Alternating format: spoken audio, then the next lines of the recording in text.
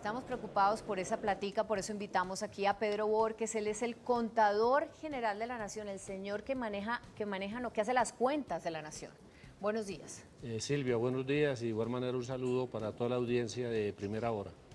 La primera pregunta es la del profe. La primera pregunta, ¿esa platita se perdió? No, esa plata no se ha perdido, Adrián. En la gerencia pública, los gerentes públicos tienen que hacer una cruzada porque esas son sus competencias, de cobrar estas deudas que le deben los colombianos entre personas naturales y las empresas. Me impresionó el Consejo Superior de la Judicatura, 19 billones, la mitad de la deuda. Billones. Billones, ¿eso qué significa? ¿Por qué el Consejo Superior? ¿A qué se debe ese? ¿Cuál es el origen de esa deuda?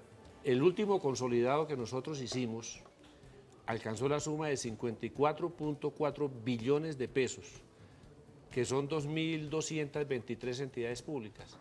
La cifra que muy amablemente manifestó Silvia ahora, de casi 41 billones de pesos, esas son las deudas que le deben al nivel nacional, en tanto que al nivel territorial la suma es de 13 billones de pesos. Y efectivamente, como usted lo dice, Lucho, al Consejo Superior de la Judicatura, en el anterior consolidado que hicimos nosotros, la deuda era de 17.4 billones de pesos. Y en el último que hicimos ahora en mayo, que es por mandato de la ley, alcanzó 19.6 billones de pesos. O sea, ustedes observan, 2 billones de pesos se creció los deudores con el Consejo Superior de la Judicatura. ¿Pero cuál es el origen? El origen es el incremento de los 2 billones de pesos. El Consejo Superior de la Judicatura recogió las deudas de la extinta Dirección Nacional de Estupefacientes. Entonces ahí se incrementó en los 2 billones de pesos. Y el génesis de todas, el origen de todas estas deudas, son todos los ordenamientos que profieren las diferentes instancias jurisdiccionales, los jueces de la República, por acciones de haber infringido la ley. Y esas multas las tiene que cobrar el Consejo Superior de la Judicatura. Y Silvia, ¿me permite otra pregunta? Todas las preguntas. Y los órganos de control, el tema fiscal, los políticos, los funcionarios públicos, ¿dónde están incorporados en esta deuda? La gran mayoría están incorporados en estas deudas, pero ¿qué es lo que sucede, Lucho? En los boletines deudores morosos del Estado. Son deudas que tienen antigüedad de 6 meses y que sean mayores a 5 salarios mínimos legales mensuales vigentes, o sea, 3.688.585 pesos. Entonces ahí están todas las deudas, pero ¿qué es lo que sucede?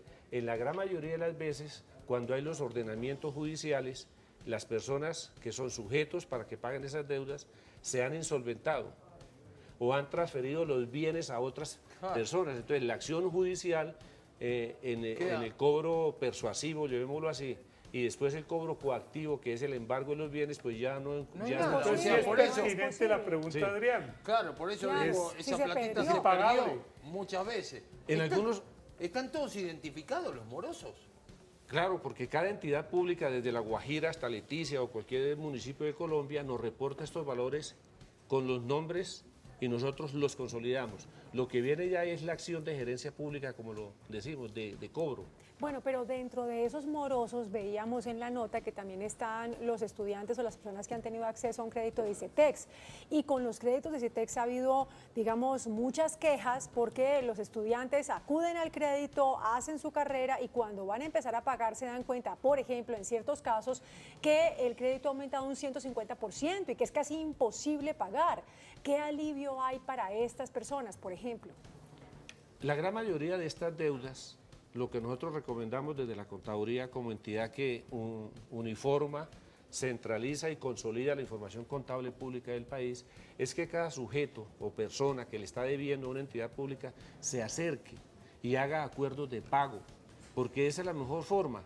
En un comienzo todo el mundo, en el caso del ICETEX, hace sus créditos, pero las valoraciones de entrada del crédito que se les da no lo hacen en debida forma, entonces por eso es que se cuelgan después pagando estas deudas por los intereses. Entonces, el Estado está dispuesto en todas las entidades públicas a hacer acuerdos de pago, porque eso le sucede a uno muchas veces cuando no tiene la capacidad de pago, es mejor acercarse a la entidad y decir, mire, yo en este momento yo no puedo pagar, pero tengo la voluntad, vengo a hacer un acuerdo de pago. A eso es lo que nosotros le decimos al gerente público, que llamen a estas personas, y eso sería, como usted muy bien lo dice, un gran alivio en este momento de coyuntura de las finanzas públicas. Contador, a ver, usted maneja la plata del país, ¿no es cierto?, del Estado, tiene ahí. ¿Cómo solventa el Estado este déficit? Porque a usted le faltan 40.000 billones de pesos, o sea, al Estado le falta. ¿Usted cómo lo administra o cómo hace el Estado para tapar ese agujero que tiene? Véale la cara de preocupación. Claro, porque por eso Adrián, usted tiene que andar llamando Cobran a todo más el mundo a impuestos. decirle, cobren, muchachos. Es que usted no manifiesta que la contaduría maneja la plata del Estado, no. Que maneja el rector de la Hacienda Pública es el Ministerio de Hacienda y Crédito Pero Público. usted es el que cuenta. Nosotros somos una dependencia del Estado que lo que hacemos es llevar la contabilidad pública. Y la contabilidad pública, nosotros estamos en una cruzada muy grande en estos años del gobierno del presidente Santos, de que la contabilidad pública sea el lenguaje de los gobiernos para que les sirva como instrumento de gerencia pública. Y a ese punto, lo que nosotros recomendamos son las acciones, porque la contabilidad es eso, para hacer acciones de gerencia pública para el cobro. Hay que cobrarlo. Por eso usted llama a todas las entidades y dice, muchachos, cobren, aunque sea en cuota, pero cóbrenlo Sí, porque hagan necesitamos esa acuerdos de plata. pago. Una cosa para Silvia. concientizar a la gente que está viéndonos.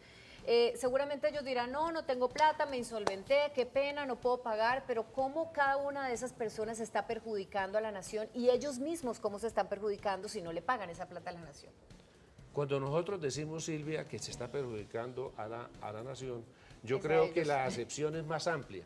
Colombia es un país donde somos los socios 50 millones de colombianos. O sea, nos están perjudicando a todos. ¿Por qué? Porque si uno paga lo que debe, sabe lo que tiene, ¿cierto? Y esos pocos o muchos recursos que le están debiendo los colombianos a la nación sirve para, en estos momentos, yo lo he dicho, para ayudar a construir paz. ¿Y cómo se hace para ayudar a construir paz? Por ejemplo, a un gerente público que se llama el alcalde de un municipio de Colombia, que le deban 2.000 o 3.000 millones de pesos, por ejemplo, por impuesto predial. Si él recupera esa cartera del impuesto predial, pues son unos recursos que le entran, como muy bien lo decía Adrián, a las arcas o a las tesorerías o a los presupuestos. Y eso sirve para hacer la función social del Estado. Entonces, la reflexión que muy bien usted hace, doctora Silvia, es llamar a todos los colombianos, que son 783.896, ¿sí?, colombianos que están debiendo esos 54 billones de pesos. Bueno, doctor Pedro Borges, gracias por venirnos a llamar la atención sobre esto y mucha suerte recuperando la platica perdida ahí. No, Silvia, usted muy amable y a su excelente equipo de la primera hora. Bueno, buen día.